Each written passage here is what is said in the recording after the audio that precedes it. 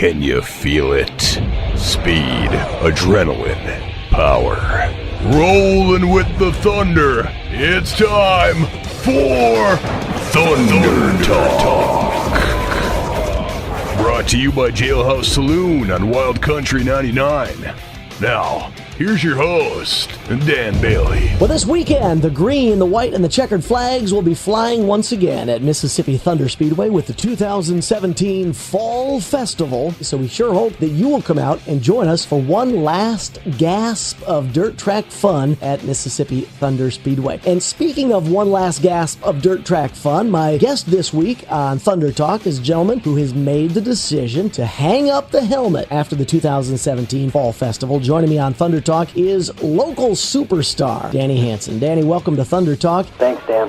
What made you decide to retire from this sport? Well, it's just getting tougher and tougher to go down to the shop and get it ready. And if you're not going to spend your time in the shop, you're not going to be doing that good in the track. So, we've been in it long enough, and I guess it's just time to move on to something else. You mentioned one thing that's very important to the sport, and, it's important to every sport. I think the success that an individual gets out of their choice of sports depends entirely on how much work they do away from the sport. And you mentioned being at the shop all the time. Is that really the main thing that's helped you make the decision to retire? Just a little too much time on those nights when you're not even at the track. Yeah, that's the problem. It's more, like I said, it's getting tougher and tougher to go down to the shop and work on the stuff, and if you don't spend your time down there in the shop, it's not just going to show on Friday night, too. Let's turn the Wayback Machine all the way back to when you first got started. I want to hear the story. What was it, first of all, that made you decide that you wanted to get involved with some round dirt track racing action? Well, I kind of always wanted to do a little dirt track racing, and we used to visit the track once in a while down at them days. It was tri-oval, of course, but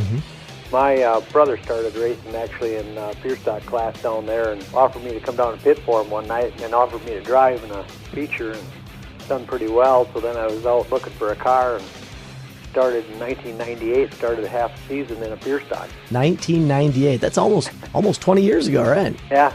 Yep. Looking back at that very first pure stock that you put together, are you sometimes amazed that you were able to do as well as you did with that very first effort? Yeah, what we did was we went and bought a used one from somebody and didn't know anything about it. Really didn't know much about racing at all, actually, and through the years started learning, and that's spent some time, like I said, in the shop before, and matter of fact, we ended up winning our first feature that first half a year, so we were pretty fortunate. What type of car was that very first car? That was a 65 Impala.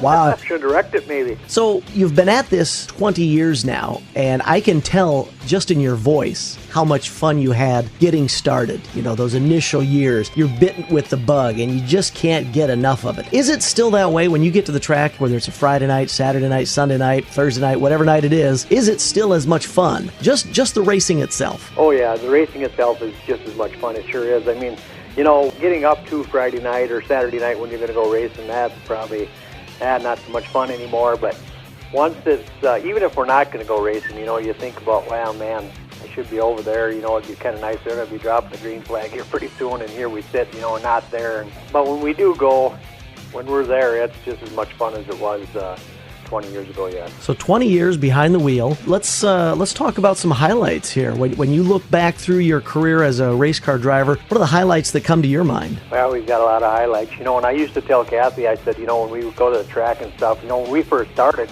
these guys would come around with trader cards and stuff, and all their accomplishments and stuff on the back, and I'd start to think, Jesus, I wonder how in the heck they ever got that, and if I'd ever have a trader card to pass out, with some accomplishments on the back, like if I could win a feature or something, And now I look at my trader card, and there's 8 track championships there, and a regional championship, and a national championship, of course, and it's unbelievable accomplishments. And some of the highlights, I guess, of course, the national championship, that was the best deal ever, I guess. That was 2010.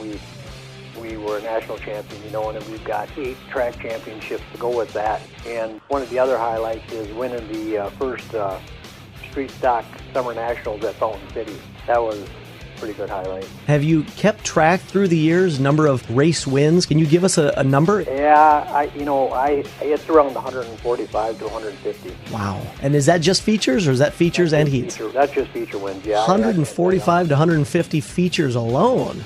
145 to 150, yeah. Wow. You think back to 1998 when you were strapping into your brother's car just to go have a little fun. You were probably thinking, if I can just complete a couple of laps here, it'll be a good show, right? Yeah, matter of fact, I think I did. I don't know if I did complete a couple of laps, because I think I drove it up over the guardrail. I've done that a few times since that, too. What are some of the lowlights? What are some of the happenings in your career that you look back on and wish hadn't happened? Yeah, I wrecked a few of them. I wrecked a brand new one at Deer Creek one time in practice. It was brand new, didn't even have 20 laps on it. Basically totaled it. Broke the crankshaft and the transmission and the rear end and all the suspension and everything. When something like that happens, you get back to the shop afterwards. Is your first thought, well, maybe it is time to wrap it up after something like that? Yeah, no, it never gave me a thought. I never had a thought. That was in 2009 when that happened, and actually I wrecked that one in practice, and then I think it was maybe like 3 weeks later I had a spare car and ran that in, head-on into the wall down there at Deer Creek, too, and wrecked that one. And actually, that same year, ended up third in national points. So despite them two wrecks, and despite that, I still ended up in third. Well, actually, 2009 was really a bummer year because they had taken a carburetor away from me, and I ended up getting it back, but I sat out for a couple weeks because they didn't like the way the carburetor was, and ended up being okay anyway, but still you're sitting out and still ended up third in national points. As I think about your racing career and watching you race, your car has a very distinct visual look to it. It's always been the Danny Hanson mobile. And one of the things that I've always liked about you and your race car when you'd come to the track, it always looked pristine. It always looked really nice. And I'm assuming that that's one of the reasons why you've been able to, retain the support from some local and area businesses that you've had through the years sponsorship-wise. Yeah, when I started out, I always told Kathy, I said, well, if we can't go fast, we better look good. Can we run through a list of some of those supporters who have enjoyed some time on your quarter panels on the fine-looking Danny Hanson machines through the years? We've got the Hilltop Ballroom up at Fountain City. They've been on for a long, long time. Gary and Mary Dinger up there. Gary's passed away a few years ago, and they were good supporters of the number 5. And then we got Millville Auto Salvage, Jerry and Susie Schoens over at Millville. They've been on forever, and they actually were with us when we bought our first 2 cars. When we went and bought our first Pier stock, and when we went and bought our first street stock, they were with. And Lindstrom Equipment, that's where I work. They've been on there for a long time. And Bowers Auto Repair, Mondovi, he's been on forever. And Kevin Lewis and Lewis and Milk Transport out of Wabasha, he's been on for a lot of years. And now I've got a couple of farms or dairies that are on there. They've been on for a long time at TNT Dairy over in Wabasha and Cruder O'Brien Farms over there. Well, right now I've got J&J Barbecue out of Nelson on there. We just picked them up this year, and so we've been pretty fortunate with sponsors. After you start doing good, they come to you, and it's kind of nice because I never really like to go and ask for sponsors.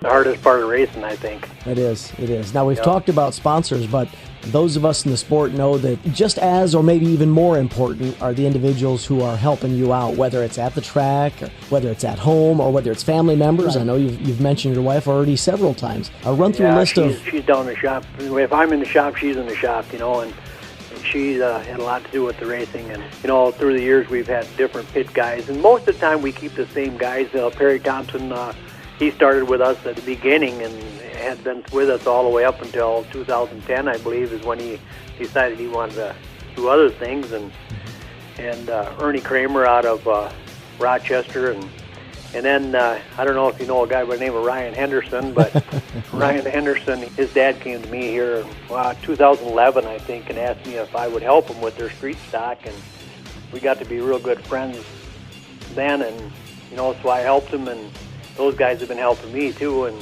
so Don and Ryan, they've been helping, but Don's been helping the last few years here, and yeah, those guys, you got to have those guys, otherwise you're not going to be able to done. Well, let me ask you a little bit about the sport itself. You've had all your success in the street stocks. You have driven other cars. You had a short foray into the modifieds, and as you mentioned, you got started in the pure stocks. But let's talk about street stocks right now. I mean, you're one of those guys at the top of the heap, but as you look at the hundreds of drivers you've competed against, who's the next big thing? Who's the guy that when you see this youngster roll into the track, you think there's a bright future ahead of this one? Well, there seems to be getting some of these guys that are getting younger and younger all the time. And, next summer I'll be 62, so that's kind of another reason why I'm stepping down, because these guys are, you're racing against guys now that are 13, 14 years old. And Jeff Brower's son, he's racing, and he's gonna be a good one if he stays in the street stock division. I don't know if he will or how long he will. He's gonna be a good one. And there's several. Like in Deer Creek, they had a full car count all year this year. Sometimes when I went, they had like 24 cars over there, so that's a good field of street stocks, Who have you had the most fun racing with or against through the years? Well, it'd almost have to be Freddie, Freddie and I park together every night, and Freddie's wrecked me more than once, or maybe I wrecked him too, I don't know, but, we can always park right beside each other and still, that's okay. You didn't mean it. I've got to ask this. I've got to ask it because Freddie told me, oh gosh, maybe, 6-7 years ago, he said he was done. He was retiring, and he still shows up at the track. So yeah, Freddie's got 2 cars. He's not going to quit. So what sort of retirement? Soon, I don't think. Yeah, are you talking a Danny Hanson retirement or a Fast Freddie retirement here? Oh, you're talking a Danny Hanson retirement. I wouldn't say that I wouldn't. Somebody asked me to drive the car. No, that might be a different story. Okay, all right. But as far as myself having a car or anything like that, or full-time, it's not going to happen. So how are you going to try and handle this? Are you going to, after this final checkered flag, are you going to just clear out the garage and sell as much as you can, or are you going to leave some stuff around just to see what happens? Or? I tell you, after that post last Saturday on social media there, I had a couple of calls, what's going to happen with the car? Is it for sale or whatever? And it's actually, I think it's going to South Dakota. Guys already bought it in the winter, South Dakota. It's probably the easiest way to retire. If there's no car in the garage, it might be easier to actually say you're retired, right? Yeah, you get the car gone, and you got to have all your parts gone, because you have all your parts, well, it doesn't take long to get a car going again, Build another one, right? Right, but we haven't no money's changed hands yet, but it's pretty much done deal. It's going to go to Winter, South Dakota, and he's going to buy a bunch of gears and stuff, and so it sounds like it's pretty much gone already. So you're racing this weekend at Mississippi. We will race this weekend, yeah. At Mississippi Thunder Speedway, and you said it's kind of fitting. It's almost wrapping things up where you got started. I know the track was different back then at the Tri-Oval. The 3 corners rather than the 4 corners, but it's kind of putting a nice little bow on it, wrapping it all up, finishing where you started. Right, in the street stock division, I won my first feature at Tri-Oval, and hopefully I win my last one there. There you go. What would Tri-Oval, but Mississippi Thunder now? What would I almost hesitate to bring this up, but if at the end of this weekend you haven't won a feature, would you still consider it a fun conclusion to the year? Oh, sure. Yep. As long as you can drive it on the trailer, right? Well, it'd be a fun conclusion to the year, even if you couldn't. I've had it loaded on the truck before. So what's on your calendar for next year? When you're retired and the car's gone, what's going to keep Danny Hanson busy? I don't know. It seems like it makes me wonder how we ever race 3 nights a week, and it seems like now we're so busy all the time. We've got 114 storage units over at Pepin, and that seems to be getting to be a more and more of a full-time job. So I got 2 full-time jobs, and I guess I can't handle a third one. How do you relax? I don't know. Drink grain belt. Are you? There you go. You're not. Are you into fishing or hunting or? No, not much. Not much fishing. Once in a while, but not very much. I'm not much of a fisherman because we don't go very much.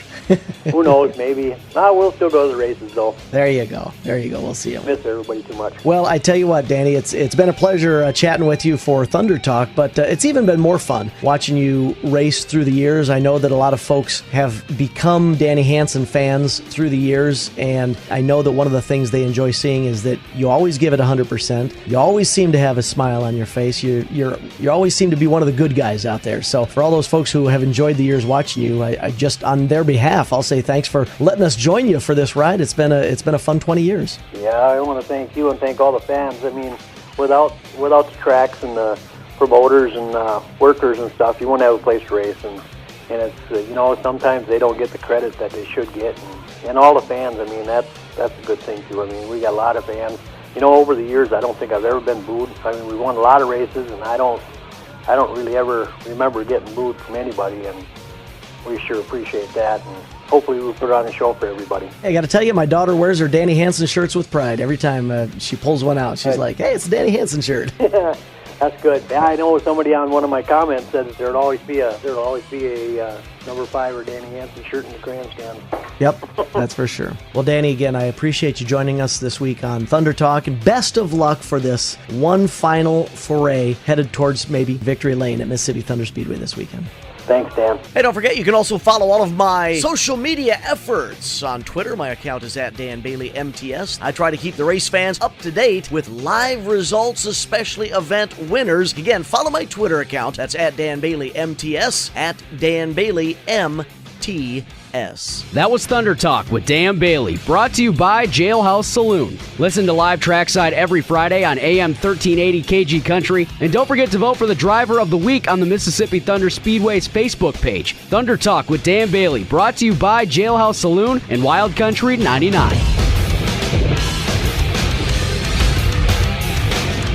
Come on down to the Jailhouse Saloon. Yeah, come on down to the Jailhouse Saloon. The Jailhouse Saloon is where everyone wants to do time. Come on in and nab up some of the best homemade pizza around. The Jailhouse has happy hour weekdays from 2 until 6, free pool on Mondays, and lunch every day at a great price. The Jailhouse Saloon, where everyone wants to do time.